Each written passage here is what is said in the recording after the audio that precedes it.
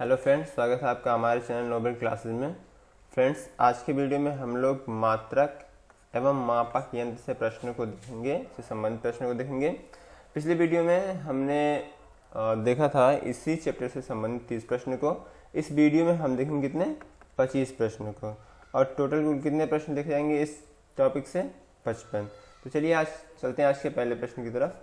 पहला प्रश्न है, कह रहा है कि यहाँ पे भरना है कुछ, कह रहा है का प्रयोग हवा की शक्ति और वेग को मापने के लिए किया जाता है। तो हमारा सही ऑप्शन है एनीमोमीटर। एनीमोमीटर का प्रयोग हवा की शक्ति और वेग को मापने के लिए हम इस्तेमाल करते हैं। आगे देखें, दूसरा प्रश्न है, कह रहा है कि ओम मीटर किसकी इकाई, इसमें से चारों में से किसकी इकाई है।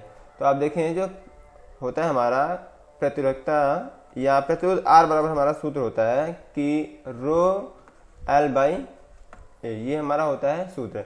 ये जहां पे आर क्या है, प्रतिरोध है, ये प्रतिरोधकता है, ये तार की लंबाई और ये तार का क्षेत्रफल है। तो देखें कि अगर हम इसको यहाँ लेके जाएंगे तो क्या होगा हमारा कि आर ए और ये आ जाएगा यहाँ बटे में एल बराबर क्या होगा ये रो के। देखिए आर प्रतिरोध है, इसका मात्रक होता है मीटर, ए क्षेत्रफल है, इसका मात्रक होता है मीटर स्क्वायर, और यल ये क्या है तार की लंबाई, और तार की लंबाई को मापते हैं हम मीटर में। एम से ये एम कटेगा तो क्या हो जाएगा हमारा ओम मीटर। तो ये जो है रो का मात्रक है, अर्थात कि प्रतिरोधकता का मात्रक है। आगे देखें, अगला प्रश्न कह रहा है कि एक एटमॉस्फेयर किसके बराबर होता है। तो ये होता है 1.01 गुणे 10⁵ पास्कल, अर्थात कि हमारा पहला वाला ऑप्शन बिल्कुल सही है। आगे देखें, अगला प्रश्न कह रहा है कि एक हॉर्स पावर किसके बराबर होती है। एक हॉर्स पावर जिसे आप कहते हैं एक अश्व शक्ति, ये बराबर होता है 746 वाट के बराबर, अर्थात कि ये तीसरा वाला ऑप्शन बिल्कुल हमारा सही है। आगे देखें, प्रश्न में कह रहा है कि उस शब्द का चयन कीजिए जो तीसरे शब्द से उसी तरह संबंधित है जिस प्रकार दूसरा शब्द पहले शब्द से संबंधित है। तो देखें, अमीटर विद्युत धारा, दोनों में क्या संबंध है। अमीटर विद्युत धारा को मापता है, ठीक है, और ओम मीटर क्या करता है, ये प्रतिरोध को मापता है, इसलिए हमारा सी वाला ऑप्शन यहाँ पे बिल्कुल सही है। आगे देखें, प्रश्न अगला कह रहा है कि मंदा की अंतर्राष्ट्रीय या एसआई इकाई इसमें से क्या होगी, चारों में से यहाँ पे भरना हमें। तो देखें कि मंदा मतलब कि त्वरण, और त्वरण का जो मात्रक होता है मीटर प्रति सेकंड स्क्वायर, ठीक है, मीटर प्रति सेकंड स्क्वायर आप ऐसे कहिए या कहिए कि मीटर, और जब ये इसको ऊपर लेके जाएंगे तो यहाँ पे -2 की घात लग जाएगी। तो ये चौथा वाला ऑप्शन बिल्कुल से सही है। आगे देखें, अगला प्रश्न है, कह रहा है कि तरंगदैर्घ्य का एसआई मात्रक क्या है। हम कहें कोई एक तरंग है और तरंग इस तरह से गति करते हुए चल रही है, तो एक सिरिंग से दूसरे सिरिंग के जो बीच की जो दूरी होती है, या कहिए आप कि एक गर्त से दूसरे गर्त की जो दूरी होती है बीच की, उसी को हम कहते हैं लैम्डा या तरंगदैर्घ्य, और इसको मापते हैं हमेशा किसमें, मीटर में। इस वजह से हमारे यहाँ डी वाला ऑप्शन बिल्कुल सही है। आगे देखें, प्रश्न में कह रहा है कि किसी वोल्ट मीटर का उपयोग हम क्या करने के लिए, क्या नापने के लिए करते हैं, ठीक है। तो हम विभवांतर नापते हैं किससे, वोल्ट मीटर से, जिस हमारा बी वाला ऑप्शन बिल्कुल सही है। आगे देखें, अगला प्रश्न है, कह रहा है कि इन चारों से मैच करवाना है। तो देखें, पहले थोड़ी देर पहले हमने आपको बताया कि एक एचपी कितना होता है 746 वाट, अर्थात कि ये चौथा वाला जाएगा किस पे, डी पे, ठीक। फिर देखें आप, 1 किलोवाट घंटा बराबर होता है कितना, 3.6 गुणे 10⁶ जूल, अर्थात कि तीसरा वाला जाएगा किस पे, बी पर, ठीक। फिर देखें कि किलोवाट, 1 किलोवाट में 1000 वाट होते हैं, दूसरा वाला जाएगा किस पे, सी पे, दूसरा वाला सी पर ले आते हैं। अब जो बचा हुआ पहला वाला उस पर ले लेते हैं, पहला वाला किस पे जाएगा, ए पर। तब देखें कि पहला ए दूसरा सी, कौन सा सही है, पहला ए नहीं सही है, ये भी नहीं सही है, पहला दूसरा सी, तीसरा बी और चौथा डी, ये हमारा जो है वो पहला वाला ऑप्शन बिल्कुल से सही है। आगे देखें, अगला प्रश्न कह रहा है कि ऑटोमोबाइल में यात्रा की दूरी को मापने के लिए निम्न में से किस उपकरण का उपयोग करते हैं। तो हम करते हैं स्पीडोमीटर। किसका, स्पीडोमीटर। ये नापता है क्या, वाहनों की गति को मापता है। हम ओडोमीटर की बात करेंगे तो ये वाहनों द्वारा चली गई दूरी को मापता है, और उसके बाद जो है हम बात करें इसकी तो ये वायुओं की गति को मापता है। आगे देखें अगला प्रश्न है, कह रहा है कि कोई कार्य में कोई दिशा नहीं होती, कोई परिमाण नहीं होता, ये सही है। दिशा और परिमाण दोनों ही होते हैं, ये सही है। दिशा और परिमाण दोनों होते हैं, ये सही है। केवल दिशा होती है, परिमाण नहीं होती, ये सही है। तो हमारा इसमें से पहला ऑप्शन बिल्कुल सही, कोई दिशा नहीं होती, कोई परिमाण नहीं होता, केवल परिमाण होता है। आगे देखें अगला प्रश्न है, कह रहा है कि 20 न्यूटन का बल एक वस्तु को 2 मीटर विस्थापित कर देता है और 20 जूल कार्य करता है। बल और विस्थापन के बीच का कोण बताइए यहाँ पे। तो देखें, मान लीजिए कि ये कोई वस्तु है और आप इस पे बल लगा रहे हैं। क्या कहते हैं, आप इस पे बल लगा रहे हैं।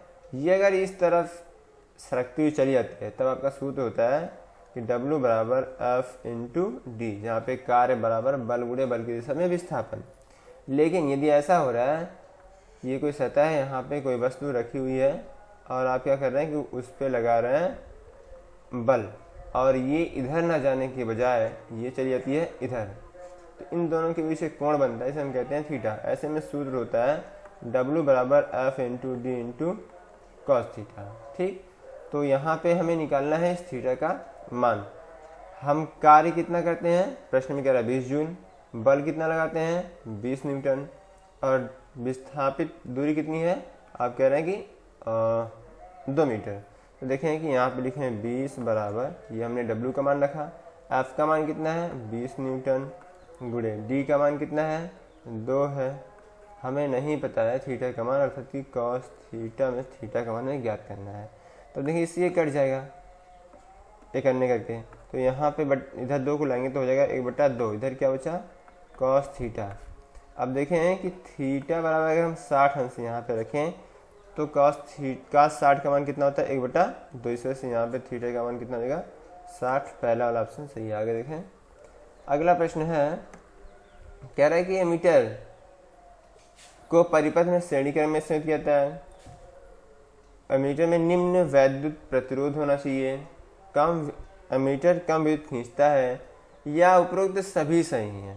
तो देखें एमीटर के संबंध में ये तीनों की तीनों बातें सही हैं, इसलिए हमारा ऑप्शन डी यहाँ पर बिल्कुल सही है। आगे देखें अगला प्रश्न कह रहा है कि वायुमंडलीय दबाव को मापने के लिए किस उपकरण का प्रयोग किया जाता है। तो हम इस्तेमाल करते हैं बैरोमीटर का। एक वैज्ञानिक थे जिनका नाम था यूहान गेलिस्टा, थोड़ा सा नाम टफ है, टोरिसेली। सबसे पहले इन्होंने ही इसे बनाया था, इसके आविष्कारक हैं। तो ये बैरोमीटर क्या नापते हैं हम, वायुमंडलीय दबाव को नापते हैं। आगे देखें प्रश्न में कह रहा है कि एक डायप्टर किसके बराबर, इसमें से चारों में से किसके बराबर होता है। तो देखें सूत्र होता है, डायप्टर क्या है, ये लेंस की क्षमता का मात्रक है।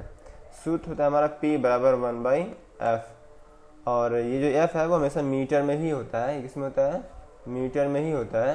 तो देखें अगर हम यहाँ मीटर लेंगे, उलट के ऊपर ले आएंगे तो क्या होगा 1 मीटर पर इनवर्स। कौन सा सही है हमारा, हाँ बी वाला सही है। आगे देखें अगला प्रश्न है, कह रहा है कि एक पिकोमीटर किसके बराबर होता है। तो एक पिकोमीटर बराबर होता है 10⁻⁻12 मीटर के। सी वाला ऑप्शन बिल्कुल सही है। आगे देखें कह रहा है प्रश्न में सूर्य को देखने के लिए किस यंत्र का उपयोग किया जाता है, स्ट्रोबोस्कोप, टेलीस्कोप, सन मीटर या हेलियोस्कोप। तो इसमें सी वाला ऑप्शन सही है, सूर्य को देखने के लिए हम हेलियोस्कोप का इस्तेमाल करते हैं। आगे देखें प्रश्न में कह रहा है कि सर्किट में बिजली के प्रवाह का पता लगाने हेतु निम्नलिखित में से किस उपकरण का उपयोग किया जाता है। तो देखें आप समझते हैं गैल्वेनोमीटर एक ऐसा यंत्र होता है जो धारा उपस्थित है अथवा नहीं, सिर्फ ये बताने का काम करता है कितनी धारा बह रही है, ये नहीं बताता, सिर्फ ये बताता है गैल्वेनोमीटर की धारा बह रही है अथवा नहीं, धारा प्रवाहित हो रही है अथवा नहीं। यहाँ पे यही पूछा था सर्किट में बिजली के प्रवाह का पता लगाने हेतु निम्न में से किस उपकरण का उपयोग किया जाता है। तो गैल्वेनोमीटर का उपयोग करते हैं पता लगाने के लिए प्रवाह का। आगे देखें अगला प्रश्न है, प्रश्न में क्या रहा है 1 जूल इसमें से किसके बराबर होता है। तो समझिए जूल मात्रा के कार्य का W बराबर होता है F/d। उसके बाद देखें कि F बल है, अगर हम किसी वस्तु पे 1 न्यूटन का बल आरोपित करें और वो कितना विस्थापित हुआ है 1 मीटर, तो किया गया कार्य कितना होता है 1 जूल होता है। तो देखें कि ये वाला हमारा ऑप्शन जो होगा वो सही होगा, 1 न्यूटन गुणे 1 मीटर। कौन सा सही है, पहला वाला सही है। आगे देखें, मल्टीमीटर में होता है, जैसा कि नाम से ही स्पष्ट है कि ये मल्टीमीटर, मल्टी ढेर सारे जो काम करे, तो हमारा इसमें से वोल्ट मीटर, करंट मीटर और ओम मीटर ये सभी होता है मल्टीमीटर में। डी वाला ऑप्शन बिल्कुल सही है। आगे देखें, प्रश्न में क्या रहा है, दूध के घनत्व को निर्धारित करने के लिए कौन सा उपकरण उपयोगी है। तो देखें कि हम क्या करते हैं कि दूध की शुद्धता को नापने के लिए हम इस्तेमाल करते हैं लैक्टोमीटर का। हमारा सही है ऑप्शन बी वाला। ए से हम क्या करते हैं कि द्रव की आपेक्षिक घनत्व को मापते हैं, अर्थात कि हाइड्रोमीटर से हम द्रव की आपेक्षिक घनत्व को मापते हैं, और लैक्टोमीटर से क्या मापते हैं, दूध की शुद्धता या घनत्व मापते हैं। बैरोमीटर से पीछे हमने पढ़ा था कि वायुमंडलीय दाब मापा जाता है। थर्मोमीटर या थर्मामीटर कहिए तो तापमान को मापा जाता है। आगे देखें, अगला है कह रहे जहाजों में क्या मापने के लिए इकोलोकेशन का उपयोग किया जाता है। तो पानी की गहराई, पानी की गहराई को मापने के लिए हम जहाजों में इकोलोकेशन का इस्तेमाल करते हैं। और ये बिल्कुल से सोनार का जो सिद्धांत है, sonar means sound navigation and ranking, उसके सिद्धांत पर ही ये काम करता है। आगे देखें, प्रश्न में कह रहा है कि एक विशेष घर में 5 दिनों में 100 इकाइयों की खपत है। यदि ऊर्जा को जूल्स में परिवर्तित किया जाए तो यह कितनी होगी। तो समझिए कि 1 किलो वाट घंटा में होता है 3.6 जूल ऊर्जा। पीछे भी हमने अभी देखा था, एक ऑप्शन में था जिसे हम कहते हैं 1 यूनिट या 1 इकाई। कितना, 1 किलोवाट घंटा में जूल में कितनी ऊर्जा होती है 3.6 जूल, जिसको आप 1 यूनिट कहते हैं। प्रश्न में क्या रहा है कि आपके पास कितनी यूनिट है 100, तो आप 3.6 × 10⁻⁶ का गुणा कर दीजिए किससे 100 इकाई 100 यूनिट से, तो कितना हो जाएगा ये 3.6 × 10⁻⁴ कितना हो जाएगा पावर। तो ये वाला चढ़ जाएगा इस पे 8 का। ये वाला कौन सा ऑप्शन हमारा है, चौथा वाला ऑप्शन जो डी वाला है वो बिल्कुल से सही है। आगे देखें, अगला प्रश्न है कह रहे कि पानी के अंदर की वस्तुओं का पता लगाने के लिए किस यंत्र का उपयोग करते हैं। तो ये करते हैं हम सोनार का इस्तेमाल। थोड़ी देर पहले हमने फुल फॉर्म बताया था, ये होता है सोनार, SONAR, sound navigation and ranking, इसका इस्तेमाल करते हैं। और समुद्र में कोई वस्तु डूबी हुई हो या उसके अंदर हो, उसका पता लगाने के लिए होता क्या है, मान लीजिए यहाँ पे कोई एक जहाज है और ये समुद्र लेवल ऐसा है, इस पर ये तैर रही है, यहाँ पे कोई वस्तु डूबी हुई है, तो होता क्या है कि यहाँ से 20 किलोहर्ट्ज़ से ज़्यादा की ध्वनि भेज जाती है, और वो आता है यहाँ से अगर टकरा करके ये तेज़ी से वापस उठ जाता है, तो ये पता चलता है कि हाँ यहाँ पर कोई वस्तु यहाँ पे डूबी हुई है। इस तरह से हम सोनार का इस्तेमाल करके समुद्र के अंदर डूबी वस्तुओं का पता लगा लेते हैं। तो फ्रेंड्स, इस वीडियो में इतना ही, मिलेंगे फिर। एक प्रश्न और देख लेते हैं। क्या कह रहा है कि विद्युत ऊर्जा व्यय का वाणिज्यिक मात्रक क्या है। तो देखें कि जो व्यावसायिक मात्रक है वो होता है किलोवाट घंटा। हमने बताया आपको कि 1 किलोवाट घंटा में कितनी ऊर्जा होती है 3.6 × 10⁻⁶ जूल ऊर्जा होती है। यदि आप क्या करें कि आपके पास एक मोटर हो जो 1 किलोवाट का हो और आप उसे 1 घंटे तक यूज कीजिए, चलाइए, तो आप इतनी ऊर्जा का उपभोग करेंगे, 3.6 × 10⁻⁶ जूल ऊर्जा का उपभोग करेंगे। तो यहाँ पे ए वाला ऑप्शन बिल्कुल सही है। तो इस वीडियो में इतना ही, मिलेंगे फिर अगली वीडियो में। यदि वीडियो आपको अच्छी लगी हो तो वीडियो को लाइक कीजिए, शेयर कीजिए और चैनल को सब्सक्राइब कीजिए। मिलते हैं अगली वीडियो में, तब तक के लिए गुड बाय।